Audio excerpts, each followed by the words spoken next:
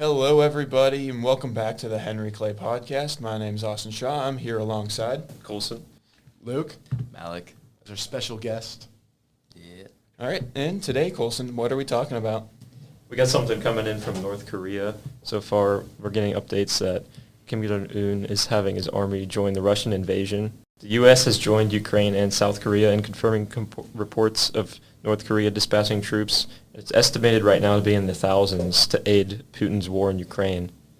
In recent findings, South Korea's national intelligence has said that they've seen around 3,000 troops, and that's including special forces, and they're doing some training in Russia's Far East. They're like acclimating to the bases there and getting ready for what combat would look like against Ukraine. That's like insane. Like, we could totally come in conflict with North Korea in like the next decade. I think that's just absolutely bonkers. And it's not even going to be on the Asian continent. It could totally be in Europe, which is horrifying to say the least. It could absolutely be a two-front war as well, because have you seen everything about them and their border with South Korea recently? Oh, it's horrible, especially with Taiwan now. I hope this turns into like a 30-front war. Like every single country in the world just starts getting involved. I want this to be like World War I, but on like the mass scale. Like there's like North African campaign, World War I, like, or World War III edition, like South African campaign, World War III edition. Like, I don't know, get Brazil involved, get like Colombia. We need like, I want like global war now, immediately, ASAP. Thank you. That's how it starts, too. I mean, we've already had Zelensky saying this is the first step to this becoming a major war. Oh, Yeah. All right, so I got an article over here from China. China. And, I found a lot. I actually found a lot of what Colson was talking about, but the most interesting one for me was this deepfake romance scam across Asia. And it's mainly in Hong Kong, but they raked in over $46 million from men across Asia. Basically, they just had like these deepfake women, and they just go in and beg them for money and like for them to see stuff. And they literally like arrested 27 people, 21 men and 6 women's, and they're all being held like on conspiracy to defraud. It's insane. Their ages 21 to 34, they're like really well educated, like graphic designers and stuff. Like these aren't common criminals. These are like smart people, and they just totally embezzled so many people. I mean, honestly, like, that's why you should never online date. Yeah, it's really silly. It really is. And also, I think like embezzlement is like kind of one of the better, like funnier crimes. Like I think white collar crime should like low key be encouraged more. I think we should bring back like corporate rating from the '80s, like resuscitate that. Bro. I think it makes the business world more fun because like right now it's all of like New York Post or like whatever, not the New York Times like economic articles are like, stocks are falling XYZ reason. And it's like, no, I want to hear about like a dude going to jail for like defrauding $31.6 billion. Well, like Sam Bankman-Fried. Yeah, dude. He was so lame. He was the GOAT. No, he wasn't. He was goated for No. that. Dude, that was GOAT, like, activity. He was lame, but He's like... in jail. Yeah, but like, he did it. Okay. He did it.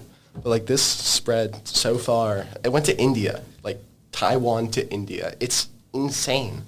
So crazy. But yeah, it was based off of Hong Kong. It's crazy. So how in-depth did these deepfakes go? Like they thought they were real women. Like they thought that it was like their girlfriend and stuff. And they're just like, well, if you want to be with me, then you're just going to have to invest in this cryptocurrency. And then they did it. I don't know. That's like... Insane. Do you think they had to like... Do you think like these like young Chinese guys like had to like sex some dude from India pretending to be a woman? Okay. So was it all for like young guys, or was it like more like less tech savvy older people also? No, it was totally for young dudes. Like, You they think just like posed as like an attractive woman, and they like text them saying, "Oh, what's up, Pookie?" And then they like, "Oh, I have the wrong number. I'm sorry." And then he's like, "Oh no, you don't have the right. You have the right number here." And then they just start texting. So they got everything too. Like they raided their compound in Hong Kong. Not really a compound. It's an apartment, and they found like piles of watches that like they got sent. They found 26,000 like in bills, like in the safe house. Like they were balling in money. It's insane. It is balling. All right, so we'll move on to our third and final country. All right, we got news coming in from Greece. The Greek man He's been convicted of causing disturbances by entering neighbors' properties for the sole purpose of smelling their shoes. Bro. That sounds like my girlfriend or my dad's girlfriend's dog. Anyways, a judge from Greece, he gave this guy a 1-month prison sentence, and has been convicted of disturbing his neighbors repeatedly, many times, sneaking into their properties just to smell their shoes. Whenever the man was explained to explain his behavior, he had no explanation at all. And another part of his sentence was that he has been forced to attend therapy sessions. Oh, that's good. At least they're rehabilitating the guy. But did you say 1 month? 1 month prison. That's insane. Yeah. That's such a like stupid amount of time to be in prison for. Like, go here for 1 month and then like come home. It's like a vacation basically, just for like worse conditions. I thought you were complaining that it was too much. You said it was a ridiculous amount. I'm like, he's a serial snooze shiffer. Yeah, that's horrible.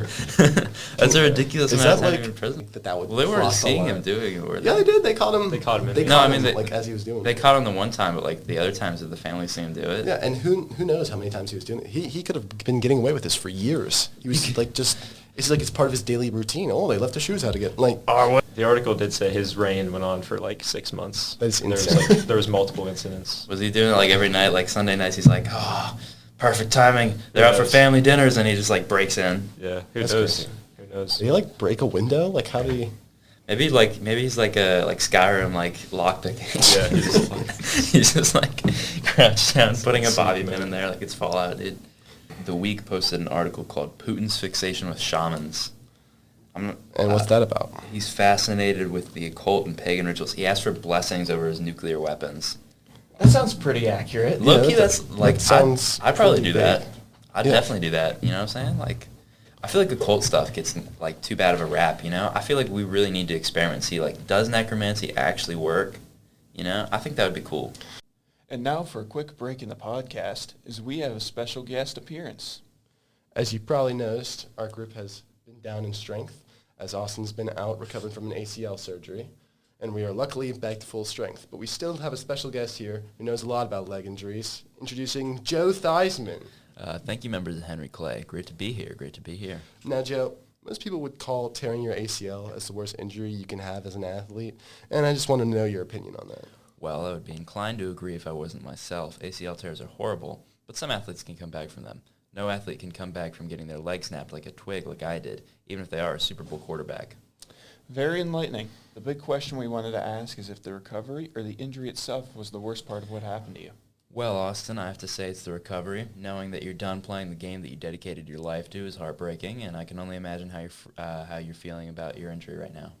Thank you for that valuable insight, Mr. Theismann. I'm sure we'll all give the Shah a welcome when he finally comes back to class soon. And now, back to the regular scheduled broadcast of the Henry Clay Podcast.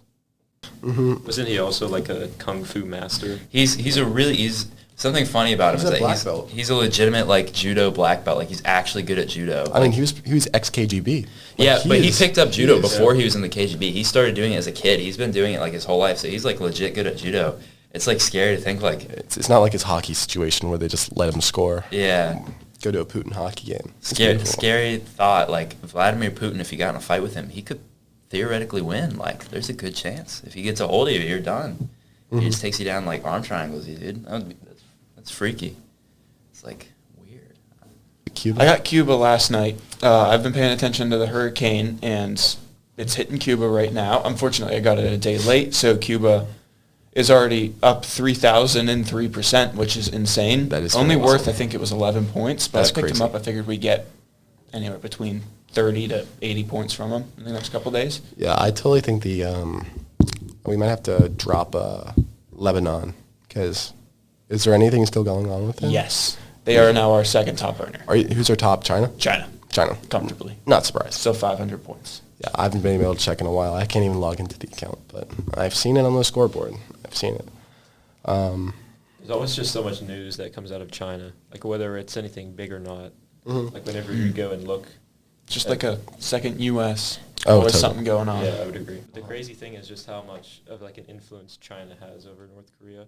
Oh, no, totally. It's just like a satellite state. They can, basically, they can just manipulate them into doing whatever they want because China is their just major trade partner, and Oh, it's by totally. such a large margin that if they don't do what China wants, like say send this random nuke over there, and then they just don't eat.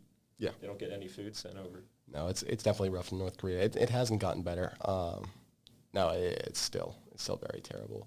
It's the same thing with like South Korea, and South Korea is way more autonomous than North Korea is, but they do definitely need our help. Same with Japan and stuff. So it's just very interesting. All right, everybody, this has been the Henry Clay Podcast. I've been Austin Shaw. Colson. And I've been Luke, and Malik is with us in spirit. Thank you, everybody, for listening. Have a great rest of your day.